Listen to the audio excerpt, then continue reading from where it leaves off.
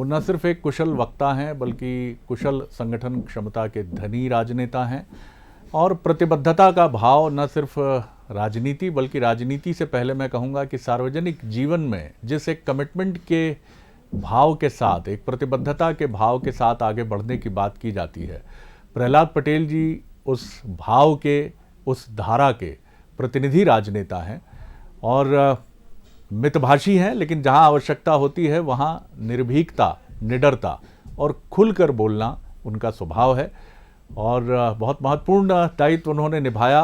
केंद्रीय मंत्री पद के पहले नॉर्थ ईस्ट में जो उनकी भूमिका रही, पूर्वोत्तर के राज्यों में जो उनको दायित्व उनको मिला, तो उस भूमिका को उन्होंने इतनी कुशलता से निभाया कि काफ़ी केंद्रीय नेतृत्व बीजेपी का उसको लेकर बहुत संतुष्ट और प्रसन्न रहा और माना जाता है कि आगे जो उनकी जिम्मेदारियां और बढ़ेंगी, बढ़ सकती हैं, शुभेच्छा इसके लिए उनको। उसमें एक बड़ी जो भूमिका रहेगी वो उनकी कुशल संगठन क्षमता और सार्वजनिक जीवन और विचारधारा के प्रति जो प्रतिबद्धता का भाव है उसको रहेगा। आज हम उनसे बात करेंगे, कई सारे विषय हमारे साथ हैं। चलिए सीधे रुख करते हैं केंद्रीय पर्यटन और संस्कृति मंत्री प्रहलाद पटेल जी की तरफ। सर, बहुत स्वागत करता हूं एक बार फिर आपका बंसल न्यूज़ पर प्रहलाद जी। और पहला मेरा प्रश्न यही है। सर जी बहुत धन्यवाद। बहुत धन्यवाद सर, आपको भी बहुत धन्यवाद कि तमाम व्यस्तता के बीच में आपने वक्त निकाला।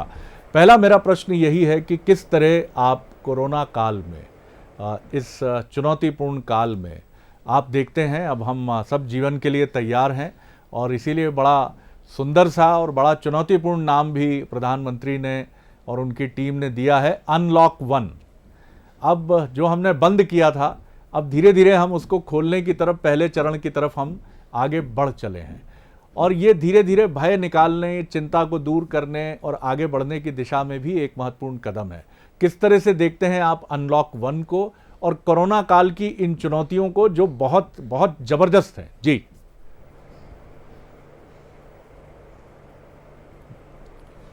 शरद जी, पहले तो मैं ये मानता हूँ कि ये पहला वर्ष, मोदी सरकार के कार्यकाल का पहला वर्ष जी, ये चुनौतियों भरा स्पष्ट रूप से दिखता है जी, लेकिन मैं इसे परीक्षा काल मानता हूँ। और परीक्षा काल में इसलिए कहता हूँ कि इस पूरे वर्ष को अगर प्रारंभ से लेकर अब तक देखें तो चाहे धारा 370 को हटना हो, राम जन्मभूमि मंदिर का निर्माण का मार्ग सुप्रीम कोर्ट के कारण जो मार्ग प्रशस्त हुआ और उसके बाद देश में शांति बनी रही, इन तमाम बातों से लेकर हम कोरोना तक लौट आते हैं। जब हम कोरोना की बात करते हैं तो जब दुनिया ने ये माना कि यदि देश के प्रधानमंत्री जी ने अगर ये फैसला समय पर ना लिया होता तो वास्तव में भारत की तस्वीर आज क्या होती, ये शायद इतिहास इसका मूल्यांकन करेगा, आप लोग भी इसका मूल्यांकन करेंगे।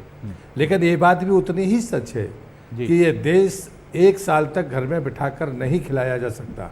मैं एक आंकड़ा शेयर करना चाहता हूं आपके माध्यम से कि जब कोरोना इस देश में आया था उस समय हमारे पास में कुल 3600 कुछ वेंटिलेटर थे जी। अगर ये संख्या पहले 10 दिन में होती भारत के सामने जो हो सकती थी, अगर लॉकडाउन नहीं होता तो क्या देश इसे संभाल पाता?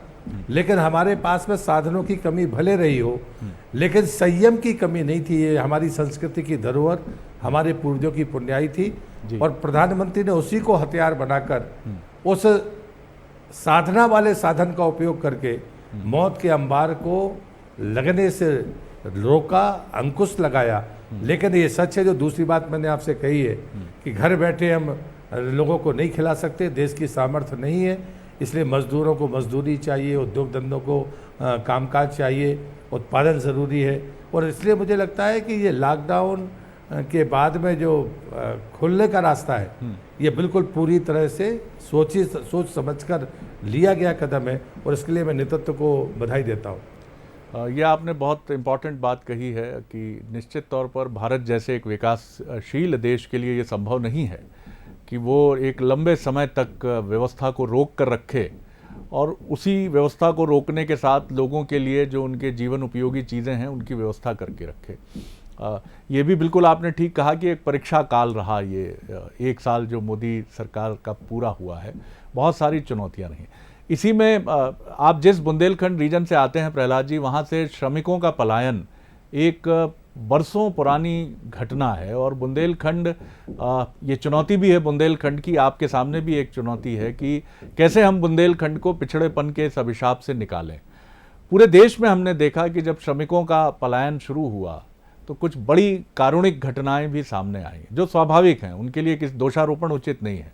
समाज ने अपनी जिम्मेदारी निभाई, लेकिन इसने ये भी बताया है कि हमें, एक तो प्रवासी शब्द जो दिया गया, कुछ लोग उससे घोर असहमत रहे कि अपने ही देश में श्रमिकों को प्रवासी क्यों कह दिया गया।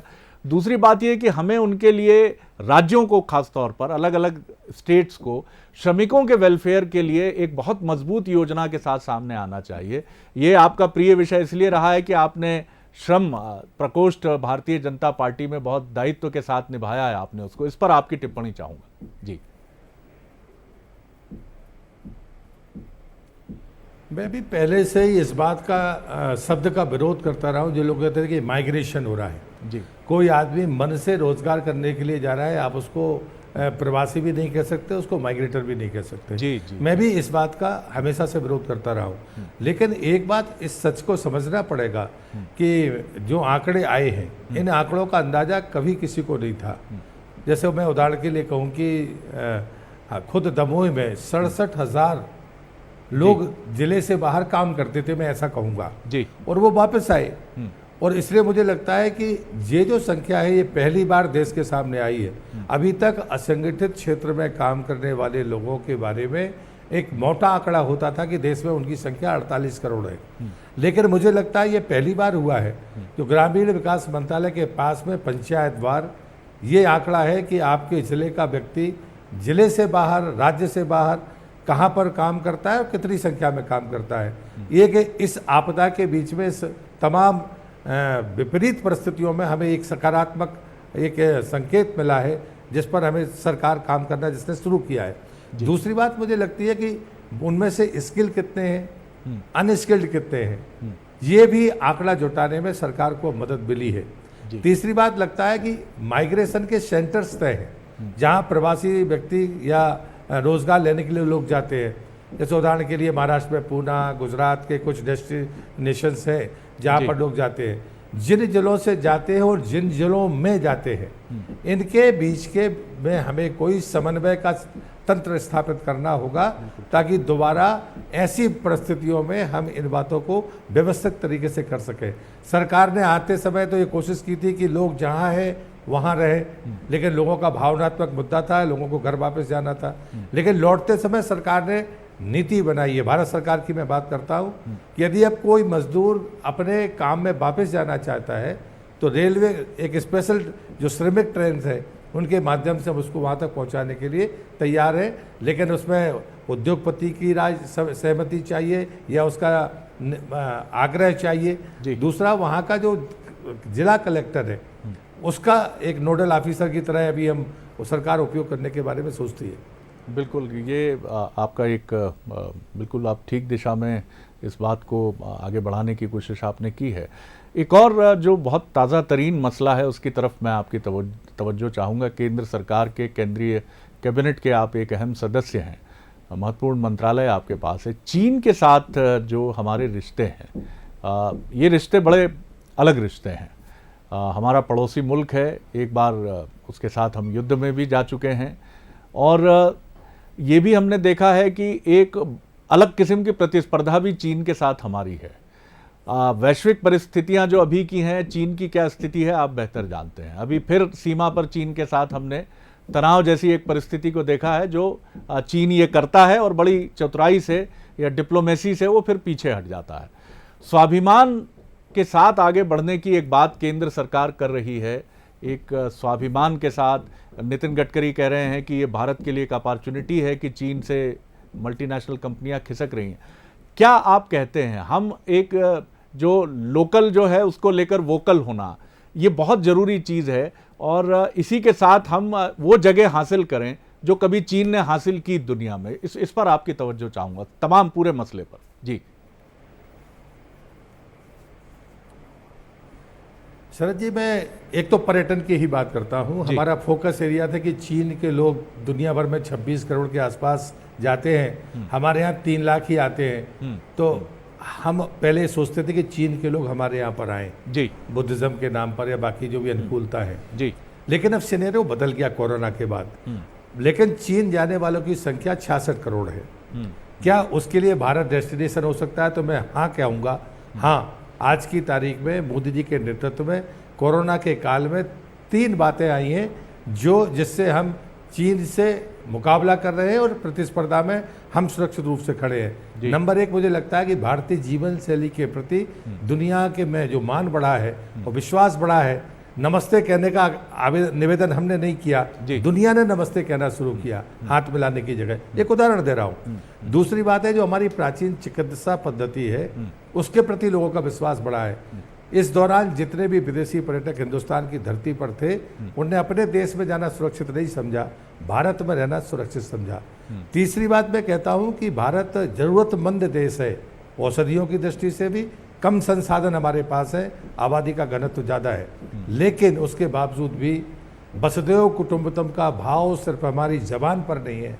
देश के प्रधानमंत्री ने दुनिया के लगभग 170 देशों को औषधियाँ दी हैं, उसमें अमेरिका भी है और ज़रूरतमंद ब्राज़ील भी है जी। इसने जो मान बढ़ाया है, ये मान सिर्फ शब्दों में नहीं है, इसका लाभ मिलेगा, हर हाल में मिलेगा। दूसरी बात जो आपने सामरिक दृष्टि से कही है, आज आप खुश हो रहे होंगे, एक बार मैंने आपसे कहा था कि सीमा चाहे अरुणाचल की हो, चाहे सिक्किम की हो और चाहे लेह की हो जी, भारत सरकार ने बहुत तेजी के साथ में वहाँ पर सड़कों का निर्माण शुरू किया है। तब तक ये बात सामने नहीं आई थी, अब आंकड़े सामने आने लगे हैं। लगभग हमने 3000 किलोमीटर सड़क मोदी सरकार में, मोदी शासनकाल में बनाई है। और हमारी जितनी भी एयर स्ट्रिप है जो कभी ऑपरेटर उसके पहले नहीं रही, वो ऑपरेटर हैं। शायद यही तकलीफ चीन को रही होगी या जो भी उसके कारण रहे हों, लेकिन हमारी मान्यता कूटनीतिक, हमारी जो कूटनीति है वो साफ कहती है हम आक्रांता की तरह पड़ोसी से बर्ताव नहीं करते, लेकिन कोई आक्रांता बनकर हमारी तरफ आएगा तो हम उसको कतई बर्दाश्त नहीं करते, हम उससे मुकाबला करने के लिए तैयार हैं। हम उस नीति पर कायम रहे। उनने बात करने की बात की तो हमने कहा आक्रांता चीन है, पहले वो वापस हटे। और मुझे लगता है कि कल वो बॉर्डर से 2 किलोमीटर गए, ये बड़ी सफलता है, बड़ी सफलता। जो बात नितिन जी ने कही है उसमें सच्चाई है। लोगों को सुरक्षित डेस्टिनेशन चाहिए। भारत आज उस भरोसे के साथ, जो मैंने पहले 3 बातें आपसे कही है, वो पर्यटन के लिए भी उतनी कारगर है और दुनिया के उद्योगपतियों के लिए भी उतनी भरोसा पैदा करती है। इसलिए नितिन जी की बात 100% सही है। जो भी उद्योग धंधे अब लगाना चाहेंगे तो भारत एक सुरक्षित डेस्टिनेशन के रूप में उभर कर सामने आया है और इसलिए मुझे लगता है कि उसमें ज़रूर हम आगे बढ़ेंगे। एक बात मैं ज़रूर कहूँगा, मैंने अपने पर्यटन के क्षेत्र में कही है, हमारी शुरुआत धीमी होगी कुछ महीने, लेकिन जो गति हम पकड़ेंगे तो दुनिया का कोई भी देश हमारी गति के बराबरी नहीं कर सकता, ये मैं ज़रूर कहूँगा। प्रहलाद जी, आपने एक बड़ी महत्वपूर्ण बात की कि चीन से दुनिया के देशों में पर्यटन के लिए जाने वालों का आंकड़ा करीब करीब 66 करोड़ के आसपास, ऐसा आपने बताया।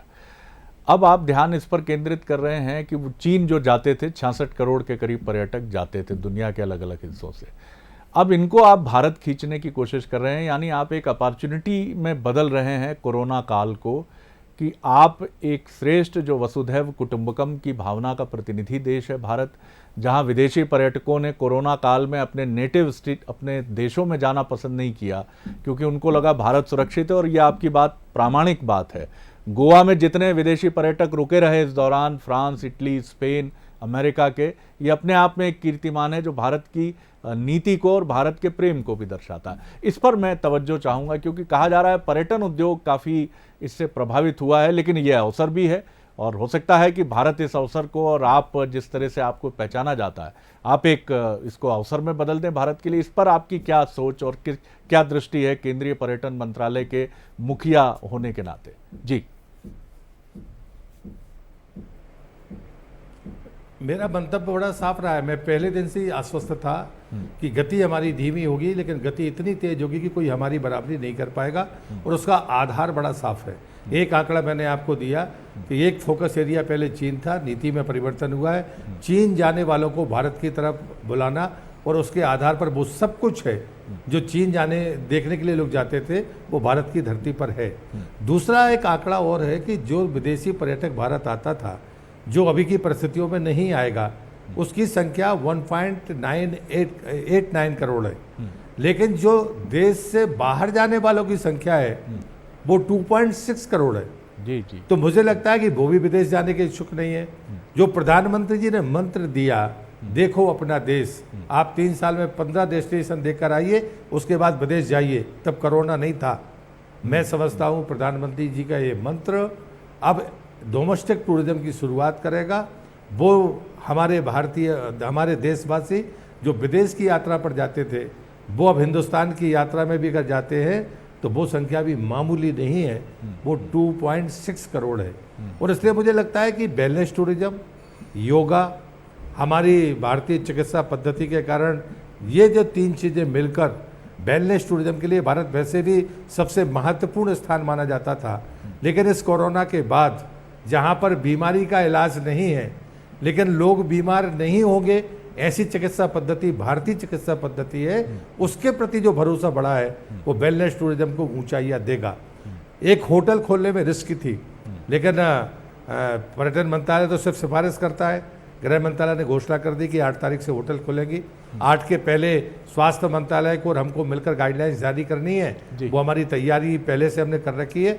8 के पहले हम उस गाइडलाइंस को जारी कर देंगे। अब चाहे होटल हो, चाहे रेस्टोरेंट हो, चाहे हमारा म्यूजियम हो, चाहे हमारा स्मारक हो, चाहे हमारी लाइब्रेरी हो, हमें सुरक्षा की चिंता तो करना पड़ेगी, गाइडलाइंस को तो फॉलो करना पड़ेगा। जो इस प्रश्न से आपने शुरुआत की थी उसकी तैयारी हमारे पास में है। और तीसरी और अंतिम बात मैं कहूँगा कि जिस स्टेक होल्डर्स का नुकसान हुआ है उनके सामने भी एक जबरदस्त चुनौती होगी। अभी हम भीड़ लेने की स्थिति में नहीं है। नॉर्थ ईस्ट सेफ जोन था, लेकिन अभी जब थोड़े भी मामले आए तो नॉर्थ ईस्ट और हिमालयन स्टेट्स ये ऐसे राज्य हैं जहाँ से हमारा डोमेस्टिक टूरिज्म शुरू होगा, चाहे वो चारधाम यात्रा हो, चाहे वो लेह हो, चाहे वो उत्तराखंड हो, चाहे वो हिमाचल हो, चाहे हमारा पूरा नॉर्थ ईस्ट हो। हमारे पास में ऐसे सुरक्षित स्थान हैं जहाँ से पर्यटक अपने यात्रा शुरू कर सकता है और उसके बाद में देश को घूम सकता है। जी बिल्कुल, आपने ठीक कहा। और ये एक बड़ी उम्मीद जगाने वाली बात है कि हम एक वेलनेस टूरिज़्म की बात कर रहे हैं और देश के जो करीब 2 करोड़ से ज़्यादा पर्यटक हैं जो आमतौर पर विदेश का रुख करते थे, उनके लिए अब भारत, उनका अपना मुल्क, उनका अपना देश, उनका अपना राष्ट्र अपने पूरे वैभवशाली सौंदर्य के साथ उनके लिए खुला है। और ये मौका भी है कि अगर आप अपने देश से तो प्यार करते ही हैं तो क्यों नहीं निकलते हैं अपने देश को समझने के लिए। और नॉर्थ ईस्ट, हिमाचल, उत्तराखंड, एक से एक लेह लद्दाख, इनका सौंदर्य आप देखेंगे तो स्विट्ज़रलैंड या इनसे कहीं हम कमतर नहीं हैं। प्रहलाद जी, जो गाइडलाइंस हैं वो गाइडलाइंस तो अपनी जगह हैं ही, लेकिन लोगों का रवैया भी बहुत ज़रूरी है उसके साथ जुड़े। तो एक लंबा अवेयरनेस का भी कार्यक्रम बराबर चलते रहना होगा और एक सतर्क निगरानी की भी आवश्यकता होगी। होटल खुलेंगे ही खुलेंगे, धर्मस्थल खुलेंगे, म्यूज़ियम खुलेंगे, लाइब्रेरीज खुलेंगी, लेकिन संक्रमण न फैले, इसके लिए सबसे महत्वपूर्ण कड़ी है वो व्यक्ति जो इन सब का उपयोग करता होगा। और वो छोटा नहीं है, वो वयस्क है, वो जानता है अच्छा बुरा क्या है। फिर भी निगरानी का तंत्र बहुत ज़रूरी है, क्योंकि भारत में बढ़ी हुई आबादी 130 करोड़ होना भी एक चुनौती है। इस पर आप क्या कहेंगे?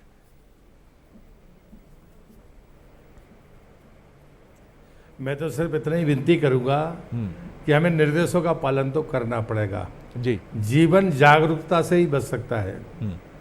सावधानी ही सुरक्षा है, बार बार प्रधानमंत्री जी इस बात को कह रहे हैं। जी, भारत ने वो संयम दिखाया, लेकिन चंद लोग हैं जिनको हम उसका उल्लंघन करते हुए भी देखते हैं। मैं उनसे भी विनती करूंगा कि संकट टला नहीं है, हम सबकी मजबूरी है अपने कामकाज देखना। लेकिन आज ही मैं दिल्ली से जबलपुर फ्लाइट से आया, मैंने ट्वीट किया कि मैंने उस वहाँ पर किसी के चेहरे पर तनाव नहीं देखा, जो मुझे अच्छा संकेत लगा, और लोग नियमों का पालन कर रहे थे।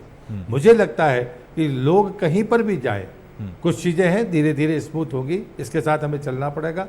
लेकिन हमारी कोशिश होनी चाहिए कि हम पूरी तरह से जागरूक हों, पूरी तरह से सावधानी बरतें, हम फिजिकल डिस्टेंस की चिंता करें, मास्क लगाना हमारे जीवन का हिस्सा है, ये हमें स्वीकार करना होगा।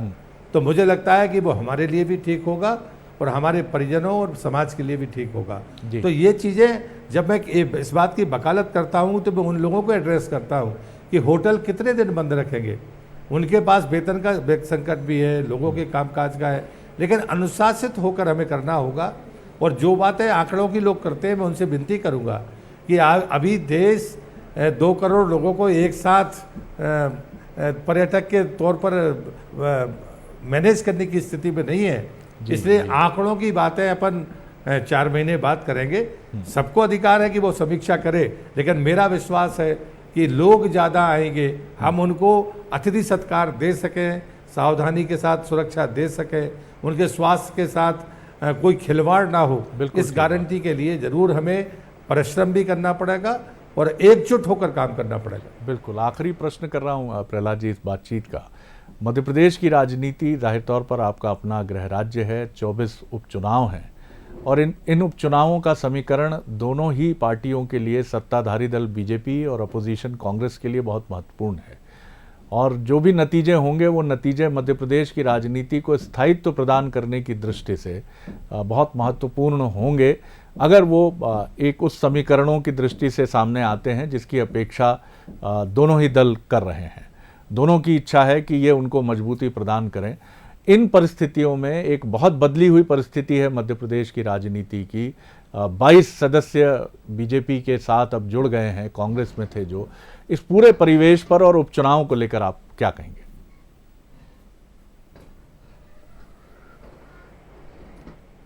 मैं सोचता था कि जो फैसला जनमत मध्य प्रदेश में आया था हंग असेंबली का, मध्य प्रदेश की राजनीति में ऐसा अवसर कम बार आया है जी। अगर हम सम्मिलित सरकार के समय का देखें और दूसरी बार ये अवसर आया जी। तो ये मूल चरित्र नहीं था मध्य प्रदेश की राजनीति का।